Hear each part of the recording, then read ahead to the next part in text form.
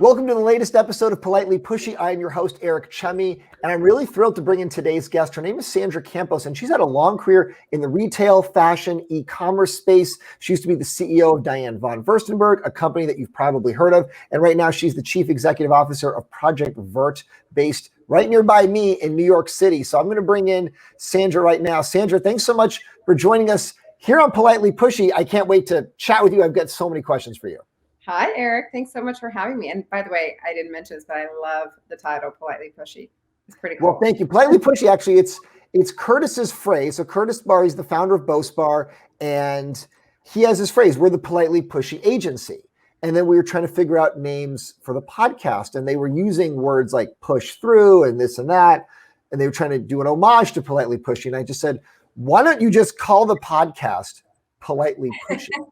And they're like, oh, that's a pretty good idea. So that's how we got here. All I did was take the name that was already floating around. All right. Well, good for you.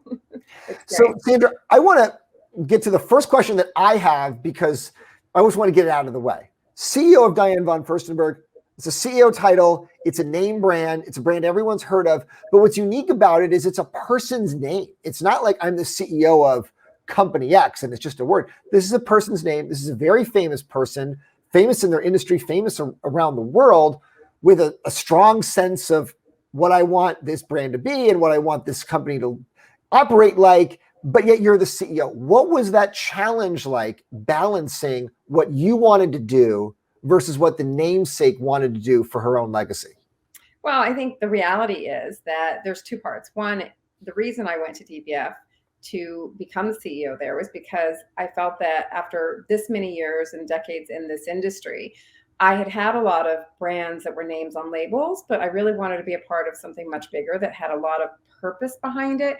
And because Diane's been in existence with her business for 45 years now, a little bit more, it was always a mission. It was always a purpose of trying to help empower women and helping to provide more confidence through the wardrobe that they had in their closet.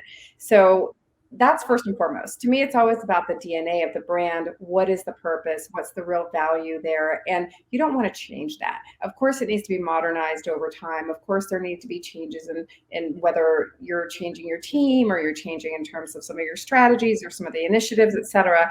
But at the root core of it, it was always about Diane. It's her name on the label. It's her name on the outside of the stores. So there's always a balance to strike, but she's very much a partner. She's very involved, but she's also, of course, she has a perspective and an opinion, and she's so active in the industry still that she was always very modern. I found her to be very modern in her thinking. So while, we did a lot of talking and discussing of what was happening in the industry, what did we need to do about the business, where did it need to pivot, there was a lot of very active conversations around where the business needed to go. And I would say that, for anyone that's working within a founder-based business, of course, there's going to be certain balances that you have to have, but it is ultimately their business. So, and it is, in that case, it was a family-owned business as well.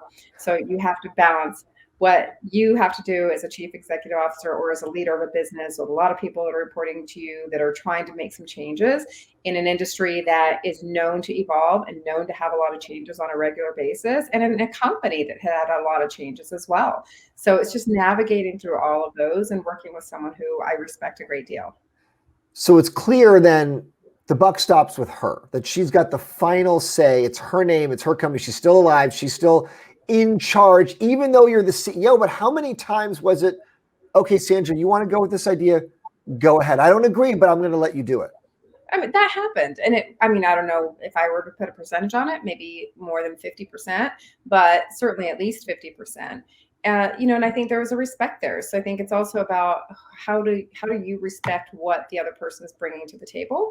And she was always open to listening. It was never like dictatorial in terms of this is what I want, this is the way it's going to be. Absolutely not.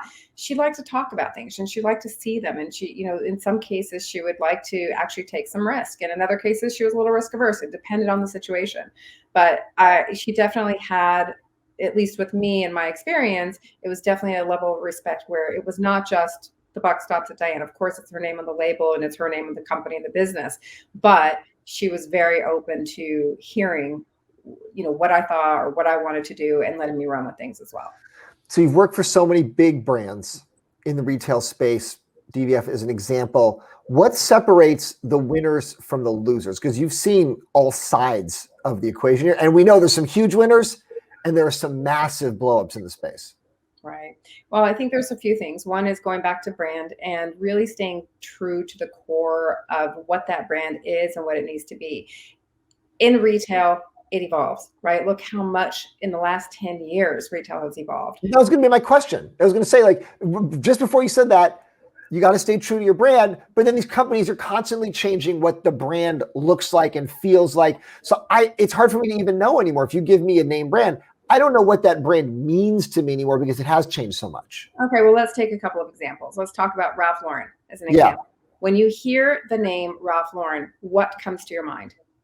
Okay, that it has that Americana, New England, preppy, the red, white, and blue colors. That comes to mind. That to me has been pretty classic and standard throughout. Perfect. So he's not going to all of a sudden become Balenciaga, minimalistic, or something very avant-garde.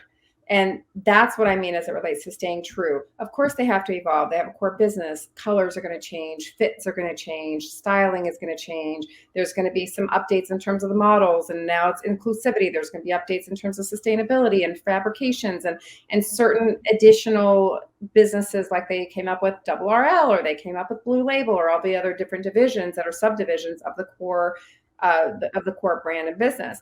But the core is still the same. You think of aristocratic lifestyle, you think aspirational, you think Americana, you envision the flag. There's a lot of things that come from that. And I would say the same holds true if you look at a Donna Karan, which was very New York City, very black in terms of a solid basic color that was always the base of her line. And if you think about DVF and Diane von Furstenberg, it's print, it's feminine, and it's a wrap dress. Right. Those are the things that come to mind. So that's the core part of the business, and everything surrounding that core part of the business is what can change and evolve and can layer on top of it in terms of product categories, et cetera. But so going back to that separating winners from losers, and you said it was about that brand consistency, yet staying with the evolution of times. So what would you say separated winners from losers though? Because what were the mistakes? Let's put it that way. What was it obvious to you when you thought this company's not going to make it? Was there certain red flags that stood out to you? I think when there's companies, and I will not name names, but there are still existing legacy brands and retailers that just haven't progressed, whether they haven't made investments in digital, they haven't really it was just like a check the box. Yes, I have a website, but it's not really a digital business and it's not a consumer first business.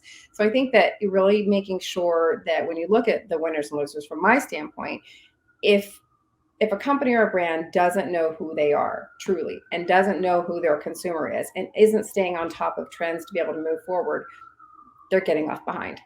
But how do they even get that big in the first place? If you've got that many scoops, if you don't know who your customer is and you don't know what your brand is, how do you even get sales at all? How do you even get to a size anyone knows you? At some point they had it, right? At some point they all had it.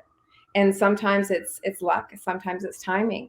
And sometimes it's the right place at the right time, right? Some of these brands are around for decades. So we're not talking about something that has survived for 5 years. We're talking about decades. So, a lot of those have had some turbulent times. A lot of them have been up and down. I mean, you've got a number of examples of companies that have gone, designers who have gone bankrupt and then have, a Michael Kors. How many times did that happen? And then all of a sudden he's this amazing, huge corporation. Not all of a sudden, it took a long time, but these are examples of how in fashion, in retail, there's always an opportunity. Who's going to be the next Messiah? Who's going to be the next great thing? There's always an opportunity to really impact and reinvigorate a brand, but you have to go back to those core tenets in terms of who are you servicing? Who's that customer? What's the DNA that's going to separate you from everybody else? You said the phrase Michael Kors. It has such a connotation for people throughout the industry. When you hear that name, what does that mean to you? Because there's some people that love the name, some people hate the name. What does it conjure up in you? Well, to me, Michael Kors has been an amazing designer who has been able to service quite a few women and was able to do it through Diffusion Brands as well. So he had a luxury and has had a luxury business. And now it's obviously Capri Holdings and much larger and different brands and different designers within that corporation. But he, over many years, when I think of it, I think of kind of Palm Beach, that Palm Beach lifestyle, that woman who is jet setting. A lot of their campaigns always had the woman in front of the airplane and flying private, and it's that, aspirational luxury lifestyle. But over the years, again, that didn't become as chic. There were decades in fashion when designers could dictate what the trend was, or could dictate how something was going to look, or how your outfit was going to look, and this was going back now 15, 20 years ago. But in the past 10 years, with influencers, with social media, everything's changed. The consumer's telling us now what's on trend. The consumer's telling us now what we have to do. So it's no longer, and with fast fashion coming in as well, that changed everything, because all of a sudden you had flocks of people going to fast fashion, Zara, H&M, etc. And then you had some people who were buying, Hermes and LVMH and all the luxury, Cartier, Dior, whomever you want to name, and then mixing it with some of these fast fashion. So things just started evolving and changing. And that's what the industry does. We go one way, we go another way. And it's always trying to find it back in center. We can't have the consumers telling companies what to do, right? I'm sure from your point of view, it's like, no, we're the companies. We need to tell the consumers what to do. I'm sure you guys don't want it the other way around. Well, I think there's ways about, to me, how you listen to the consumer. And of course, the consumer, everything's subjective in fashion, right? Especially in fashion. When you talk about, do you like that blue shirt or that blue shirt? Do you like that dress or this dress? It's very subjective in terms of an individual taste. That's what creates a brand, because you want to be a consumer wants to be a part of that lifestyle, of that brand's lifestyle, what that brand has created, what Diane Furstenberg has created is an example about women in charge and women who want to feel confident and live a man's life, the way that she has said it and has described it in terms of her own experiences. So you can go through a lot of different designers, and I can sit here and walk through a lot of what I think about each one of them. But at the end of the day, that's how they have to be differentiated. What do they do differently than anybody else? What's the right price point? Who's the customer? And staying really close to, how is that customer changing? Where is she going in your product? Where does she need to go? What is her lifestyle? What does she need as she changes in terms of becoming a mother, becoming an executive, having casual Fridays, which became casual every day, also changed the industry, because there was a differentiation of weekend wear and then weekday wear. And then all of a sudden, those started blending together. So there's been a real massive change in the industry overall.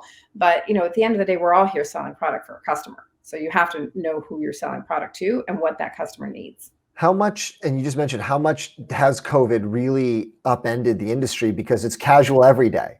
Nobody sees your shoes. Nobody sees your pants, right? Nobody knows what's going on. I mean, all I see is you're wearing a black turtleneck. That's it. I see up to like your elbow. You only see to my shoulder. This clearly has hurt a lot of companies, where it's like, hey, this just doesn't matter anymore. It's invisible. What's the conversation like from your side, from your colleagues, your industry friends? Is it, oh my gosh? Or is it, okay, we just need to redesign clothes for a Zoom world now? Well, that's what happened. And it actually was a very good year in many ways. And it gave a lot of companies the ability to pivot, DVF being one of them, to be able to pivot and determine what is that next business model? Where do they really need to be? And whether it's using that time period to really reflect on what your company, what your brand needs to do for the future, who they need to be focused on, or whether it was like, how do we pivot really quickly and make sure that we have sweatshirts, sweatpants, and everything comfy and cozy? Because that's what happened. And those that pivoted as quickly as they could, not only from a digital content standpoint, but also from the product, are the ones that were the winners. When I think about the word brand, it has a certain connotation to me, right? The brand of a company is what we talked about, that ethos, that feeling. But the quality of the clothes can be completely unrelated. There's plenty of great clothes that the quality is good, but the brand I've never heard of. And then vice versa. The brand's great, but the quality, you're like, I don't know, but I need to wear this because that's the name or that's the look. How important do you think the actual quality and the fit and like price point, all of that stuff is? Because there's a world, as we know, people, they just want the brand. It doesn't matter how good it actually is. Well, yes and no. Because I think these days in particular with social media and the backlash that any company gets, you can't take your eye off the ball. You have to make sure that you're delivering quality, or you're going to hear about it, and you're going to hear about it very quickly. So omni-channel now, having brick and mortar stores, having digital stores, having a social media platform, you're going to hear it everywhere. True. Twitter's a mess. People are going to complain left and right. Oh, my pants ripped. Now I have to tell my million followers, and you got a headache on your hand. Well, the other thing is you look at e-commerce platforms, and when you go onto a website and you see user reviews, that's what you look for, right? I want the 5-star, I want 4+ star. I want to see what people are saying about this. You do that when you shop yourself? Are you looking at the other user reviews, or do you know that there's some game or trick and there's all these robots writing reviews? How do you actually shop? Oh, I actually look at yeah. I actually look at them. Absolutely. I look at them and just sometimes I'm like, wait, what do they say is trending? What do they say the bestseller is? And I kind of look at it just to question whether or not I think that's real. But no, I do look at them. And I think there's a lot of validity to that. And using, creating a whole user generated content method, that when that started becoming important, if I think about like Rent the Runway, a company that recently filed for IPO and went public, they really started the game of user reviews. And when you see women wearing the product and they'd be like, oh, that looks really good on that body type, that'll look good on my body type too. So it really has changed, a lot of AI, a lot of things that a lot of these different solutions that are out there that have existed from a tech standpoint, they've really changed and really forced us to be that much smarter, that much more diligent, and that much more focused on the customer, because you got to make sure that your quality is there, or you're going to see it. You're going to see it in photographs and you're going to see it in reviews. The idea that e-commerce, especially in retail and fashion and clothing, is changing the game. We know people are buying online, obviously, but for the high-end brands, the luxury brands, part of the mystique was going to the store, going to Fifth Avenue, going to the experience of the place, and the lack of easy accessibility is what made it fun. Like, oh, I'm here, not everyone can get here. Now it's okay. Well, I just put it in my browser and I go to website.com and I order it with my credit card. It's no different than anything else. Do you think the luxury brands, the high-end names, have really suffered because of e-commerce? And we know e-commerce is only going to grow. It's not going to get lower. Are they threatened by the fact that it's too democratized? It's too easy to make everybody the same? No, I don't think they've suffered, and I don't think they will continue to suffer, because, the reality is we do need brick and mortar retail. And they will continue to have them. If you look at Warby Parker and their plan to open 100 or more than 100 brick and mortar stores this year. So the experience of being in a store, I also think is very important for Generation Z. And this next generation of consumers, who are also the employees, are really driving a lot of the demands. We see that whether it has to do with the environment, whether it has to do with transparency, DE&I, there's just so many different topics, but that consumer is really focused on experience. They've grown up with the mobile devices. They've grown up with e-commerce. So to them, it is new to go into a store versus other generations who were used to big malls, were used to like the mall retailers, and all of a sudden had to kind of transition and start learning about online and how to buy things online. Whereas now we've got a different generation. That's a good point. It's like, it's new to go to the store. I like, it's like, oh, they grew up with mobile. Now they can actually go somewhere, which is funny. And yeah, the Warby Parker's a good example. I mean, Amazon's a good example. Oh, sure. We clearly start online, but now we're going to have brick and mortar. There are so many of these brands that are now going to brick and mortar. I could not have told you 5 years ago. I could have never predicted that was going to be a trend. Are you surprised by it, or did you see this coming? This is shocking to me. If the internet's going to change the game, then why in the world are you now going to pay rents and construction and putting all these stores for all these different brands? Well, there is a democratization of your brand and product by being online, obviously. That's the word I said. You have access to everyone everywhere, right? But in retail, in products and fashion, there's an emotion behind it. You're buying something because you're emotionally it makes you feel good. It makes you happy. Like, that's what it is. So you don't always get that same emotion. Of course, the trick now online is, how do you tell the story? How to create, how do you create the desire? How do you make sure that you're doing all things from a digital content standpoint? But now, if you look at what's happened, it's very expensive. Having an e-commerce business, all the digital strategies with regards to customer acquisition costs, performance marketing, Facebook and Google. It's the marketing, ads, and sales. That's where they're killing everybody. Facebook and Google are making all the money, and there's less margins than people thought on the e-commerce side.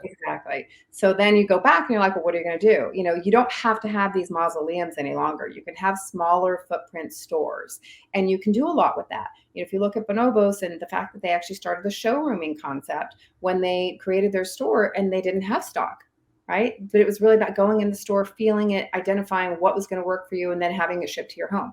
So there's so many different business models and types. And now we're seeing circularity coming into play. You're seeing resale, not only from the Real ThreadUp and all the partnerships that ThreadUp is doing. And now you've got, a whole host of new businesses that are out there from these business models that are new ways of shopping even more. And you can't really, yes, you can get it online, but there really needs to be a physical aspect to looking at resale and vintage products and things.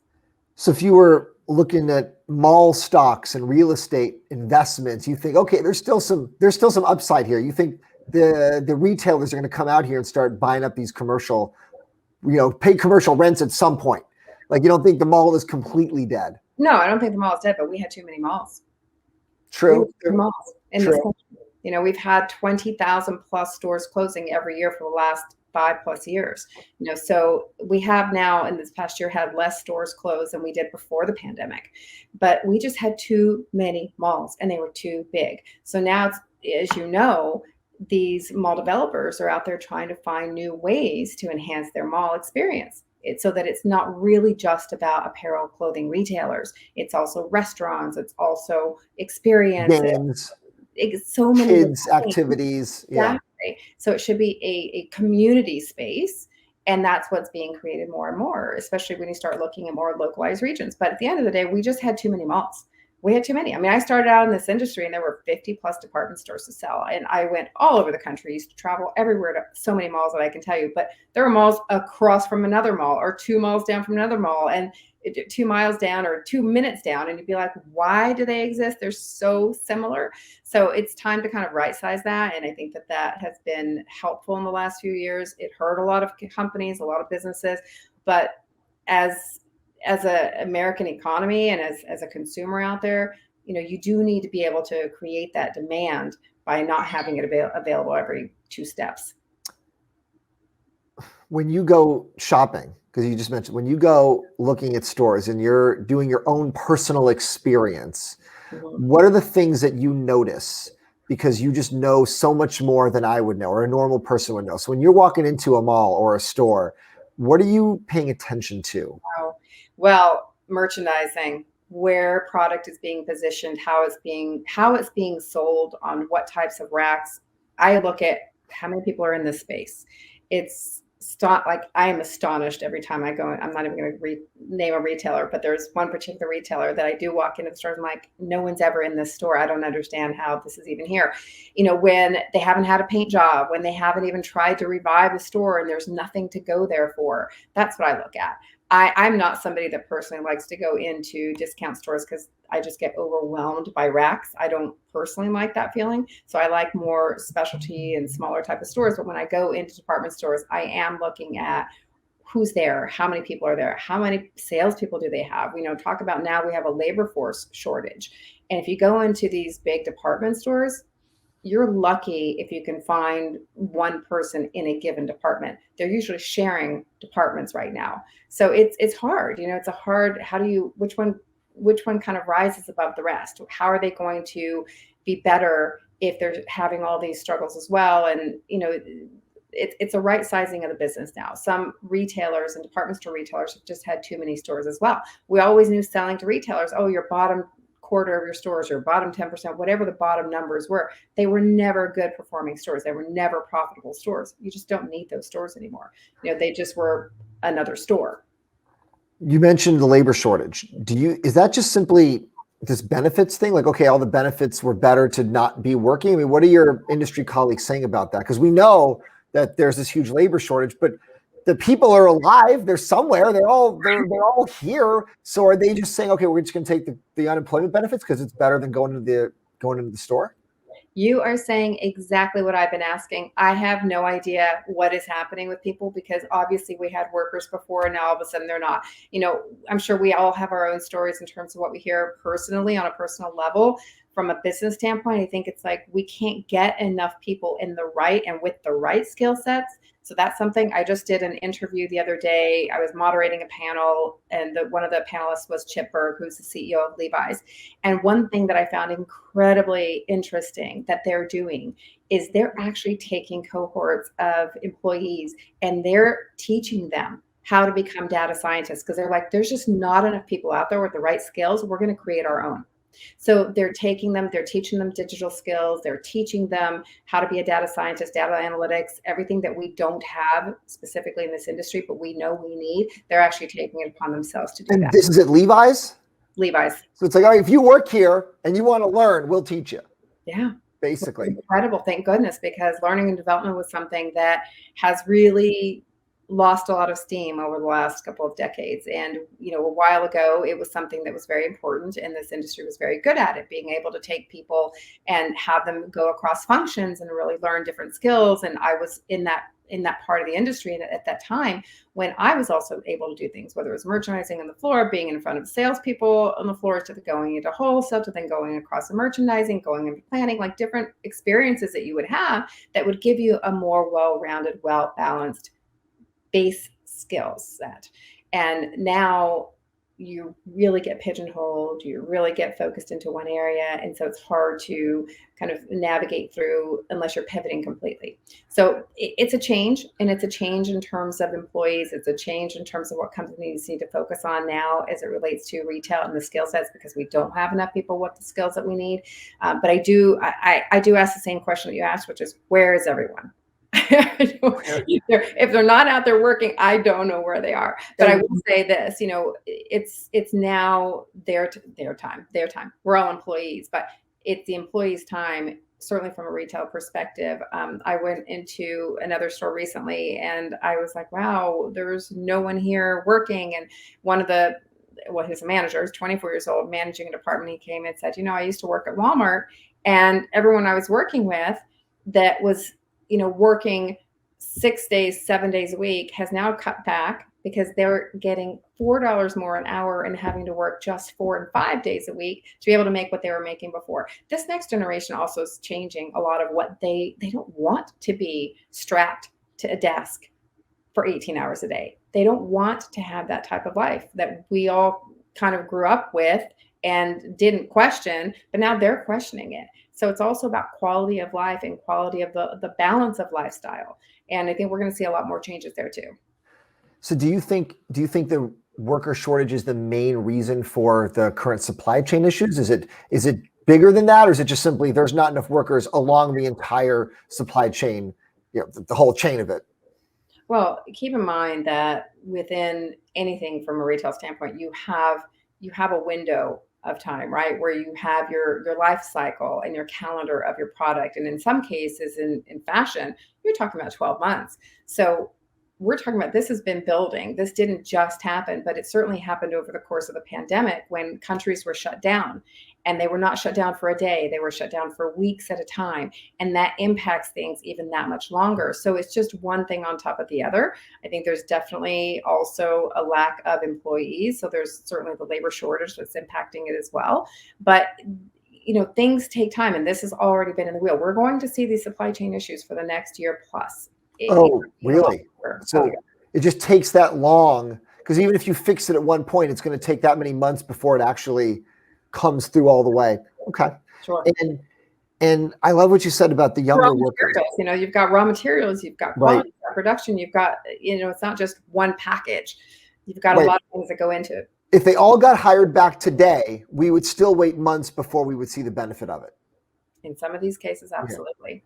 Yeah. Yes. Look at manufacturers. Yeah. You go into your local, I was in the local Jeep dealer the other day, and he's like, you can order something, but I can't tell you when you're going to get it. And I was like, why? Why can't I have it now? He's like, well, it's the chip. It's the chip, and it's this. And he went through every single thing. He's like, we're not going to get this. We have no idea we're going to get that. This one's coming from this country. We don't know about that one. So it's really all along the continuum, and it's really unfortunate. As an example, in that Jeep dealer, they were telling me they usually sell like 150 cars, if I'm not mistaken. 150 cars a week, and they have less than 100 for the entire year that's left. The next couple. They've sold all the cars that are available. There's nothing left to sell. So that impacts your salespeople. Yeah. That impacts all those poor people sitting there waiting Right. to be able to sell you something, right? So there's a trickle down effect across the entire supply chain. I was going to say, back to your earlier question, because it's related. I was going to ask, for people who want to break into fashion and retail, what do they need to know? What's your advice? But at the same time, we were just talking a second ago, it's these younger workers, they're the ones dictating everything. They're the ones saying, I don't want to work that much. I only want to work 4 or 5 days a week, heaven forbid, not 6 or 7. I don't want to work 12 to 15 hours a day. I only want to work 8 or 5. And I want to work for a company that I'm aligned with. I Right. want to work for a company that has purpose and passion. It's going to give me some perks that I'm going to feel good about. I don't even work. I say they're not even really that worried about the money in some cases. Right. They're more worried about whether or not they're going to align with the principles and the values of the organization. So is the question to ask you, hey, what's your advice for people breaking in? Or is the question, oh my God, what do you tell other CEOs that have to deal with trying to hire young kids? I'm not in my 20s, you're not in your 20s, but these people coming up, it's like, how do you even deal with them? Like as a CEO, how do you don't know what you're dealing with because their priorities don't align with how the workplace is incentivized, right? Because typically it's, hey, we gave you more money, so stop complaining and you're happy. And this doesn't work. Right. Now there's a lot we have to fundamentally change. And it really starts at the top in terms of looking at culture and determining how you're going to make some corrections, but the top being all the leadership team. And so each leader has a department which has, however many layers underneath them, whether it's a startup or it's not. And those individuals are incredibly important. So from a retention standpoint, that's why I gave you the example of Levi's. It's incredible for retention. They're going to learn. They're going to be taught. I think that's a fundamental change that has to happen now within companies and organizations in order to retain talent, in order to upskill and reskill individuals. It actually happens to be why I started an ed tech platform during the pandemic that I looked at and I said, okay, well, we're not doing a very good job of teaching employees, of upskilling people and giving them new skills that are part of this digital age. I get calls on a weekly basis, whether it's from women who've left the workforce, whether it's from people who are having to pivot because they're in an organization that's being left behind because it's more of a legacy retailer and not moving into the new modern. And it's always the same question of how do I learn? How do I learn these new skills that I don't have today?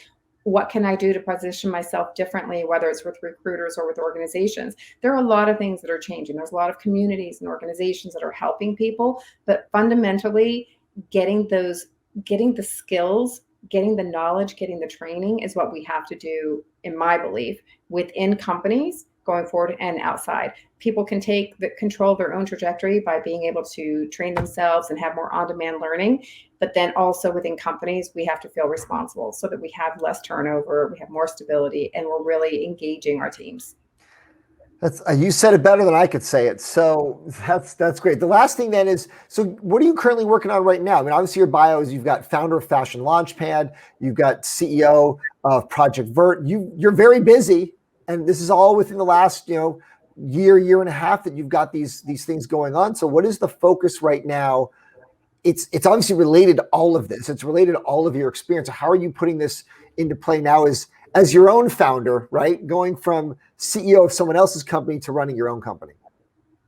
Yeah, well, like anything else, everything is about transition. And I've been very fortunate to pivot during times and at levels that is unusual. It's unusual to pivot from a CEO of a retail brand to a CEO of a retail technology company. So I was very fortunate, and it's been incredible learning in a lot of cases. But I do think that industries, even from a supply chain logistics standpoint, they can't just do things the way that it's been done before. So even those industries need to change so my coming in and questioning and saying, well, why does it have to be done this way? Why can't we do it this way? Let's simplify things, et cetera, is really how I'm looking at also my own business. How do I simplify? How do I make sure that there's partnerships that we can give? It has to be authentic. It has to be able to really give back. And it has to be something that people feel that they're gaining from no matter what, even if you're an employee within a company or if it's a service like what we're providing at Fashion Launchpad, which is more on-demand learning and education. No matter what, you've got to be able to have that 5-star review. So everything needs to come back to what do we stand for? What's the impact we're trying to make? What's the goal? And what are the metrics that are going to show you whether or not you're successful? It's fascinating. Sandra, this is great. I appreciate the time. I can't thank you enough. This has been fantastic. What I really want is, I love you and I to go to the mall one day or the department store, and I love to pick your brain on what you're looking at. Like you said, the merchandise, the paint job, the staffing, the customers. I'd love to get inside your brain, because I'm so not at your level, obviously, in terms of when I'm walking into these places, what a trained eye sees. So that'll be a different kind of video project for another day. So I appreciate the time. I get to pick the store, but I'm in, as long as I get to pick the store. That's a deal. That's a deal. Okay. Sandra, I appreciate the time. Thank you for joining me today. Really great conversation. Thank you, Eric.